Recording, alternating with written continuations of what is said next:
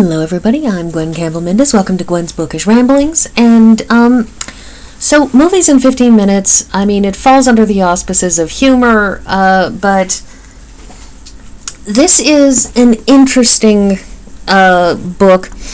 As described in the, author's note at the start of this book, this started out life as a collection of posts on LiveJournal, and Ms. Cleolinda Jones was contacted by a publisher. This story is in the note, so, you can get her proper details if you want to. But basically she got contacted by a publisher who said, why don't you turn those posts on LiveJournal into an actual book, which is what she did. So this book is very much a creature of the internet. However, this isn't a novel. What this is parodies of movies done in script form. And so throughout this book, you have everything is done in the character name, :space, line, next character, :space, line. There is a certain amount of stage direction and, scene description, as well as a certain amount of snide commentary that comes in the stage directions, so to speak, but also just in various film introductions. Taking the version of the description of Braveheart that she does, it starts with beautiful Scotland. Scotland, full of misty green hills and valleys, craggy peaks and rolling rivers. Scotland is so picturesque and visually pleasing that you will be able to watch its landscapes for hours on end, 3 to be exact. The next time you are planning to shoot your own big-budget, historical Oscar-bait epic, please think of lovely, inexpensive Scotland for all your slow-mo, time-killing scenery needs. Scotland, cheap and beautiful, like your slutty best friend after a round of free drinks. In conclusion, Scotland.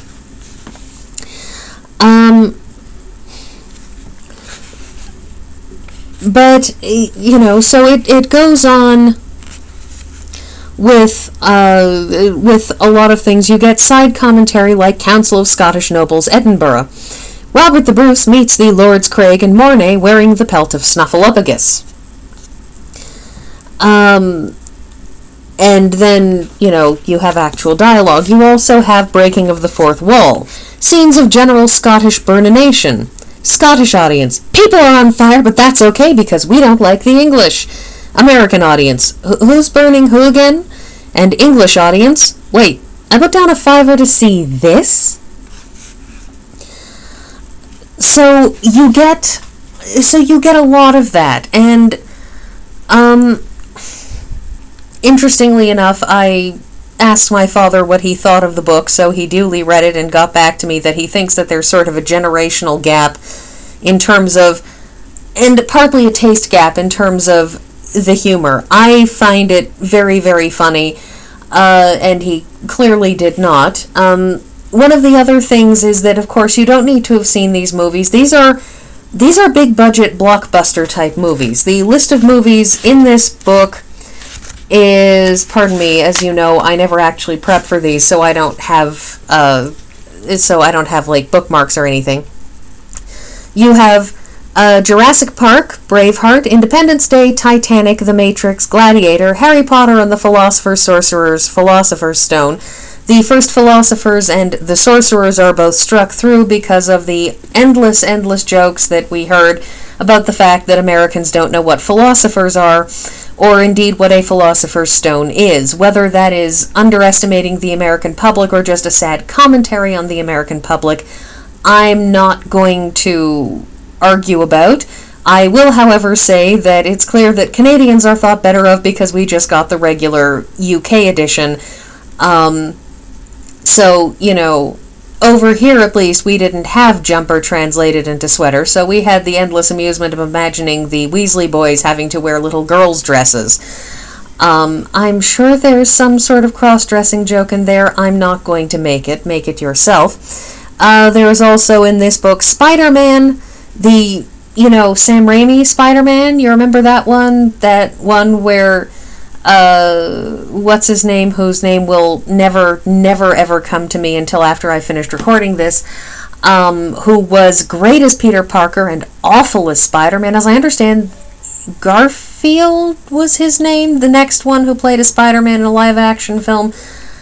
As I understand it, he was an awesome Spider-Man and a terrible Peter Parker. Not that he was, like, a bad actor, but that Peter Parker is supposed to be a helpless nerd, and that he was really, really bad at being a helpless nerd because he was cool all the time. And Peter Parker and Spider-Man, he's only supposed to be cool when he's Spider-Man. He's not supposed to be cool when he's Peter Parker, and it's really problematic when he's cool as both, especially when he's cool as both in, like, a super cool, I don't care and have great hair kind of way, as opposed to in the 1992 or the early 90s cartoon, which is my Spider-Man, because I don't read comic books, not because I think ill of them, but because they just don't do anything for me. But anyways, lastly, all 3 Lord of the Rings movies and Attack of the Clones are in this, asking that question which, many of us asked, which is,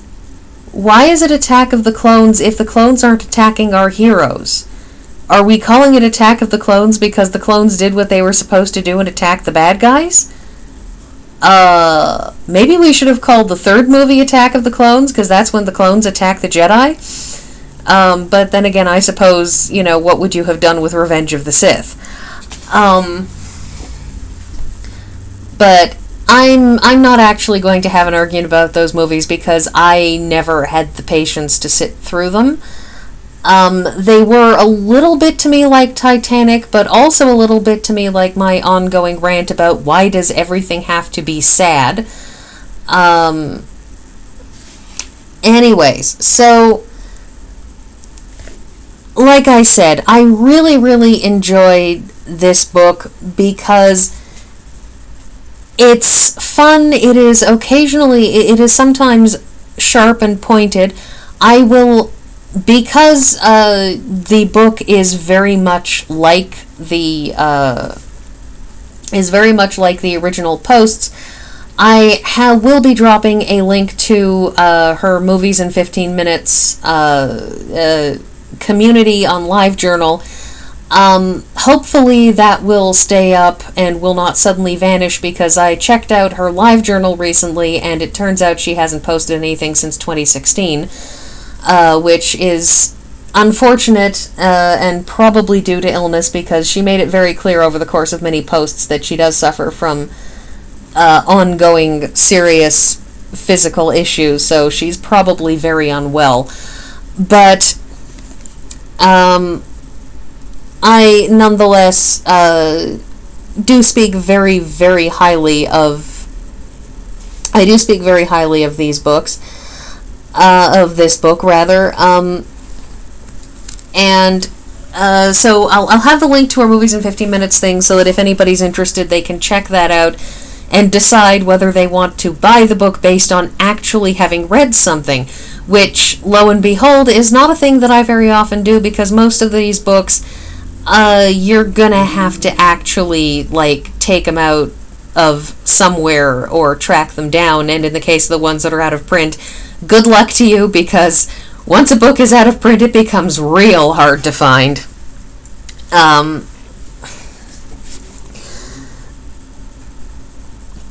Anyway, this book has given me a few bits that I continue to adore, such as her description of the scene in the hut on a rock when Hagrid comes and gets Harry to bring him to Hogwarts, and you get to the end of Hagrid, and Hagrid has cast the spell, changing Dudley into sort of half a pig with the pig's tail.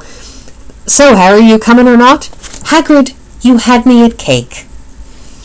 And honestly, that's just me, is you had me at cake. All the time. So that one always sticks with me. The Spider-Man one is, I think in its way, I think possibly, I don't know, I feel like this one is a little bit more sarcastic than the others, but that could just be my personal preferences and thoughts, thoughts coming into play.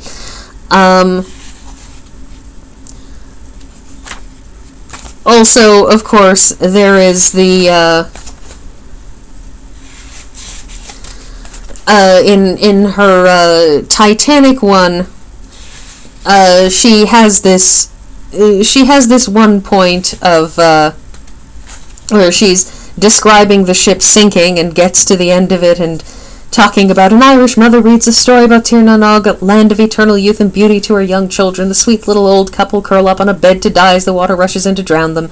I could probably think of something funny to say if I thought hard enough, but I don't like the idea of roasting in hell for eternity, she says, managing to make a joke. Even though it is, the sinking of the Titanic, it's horrifically grim. Also, of course, she does make a certain amount of cross-referencing jokes in terms of actors who have been in other things, such as the captain of the Titanic, who is Captain Theoden, because of course he is.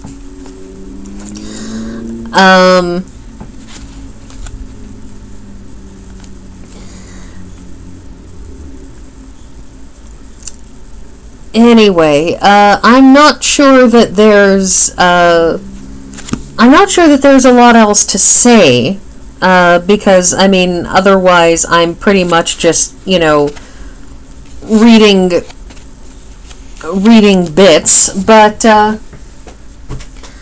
I enjoyed the heck out of it, but, of course, I do recommend going to her site and looking at her stuff, because that way you can actually make an informed decision without spending any money. So,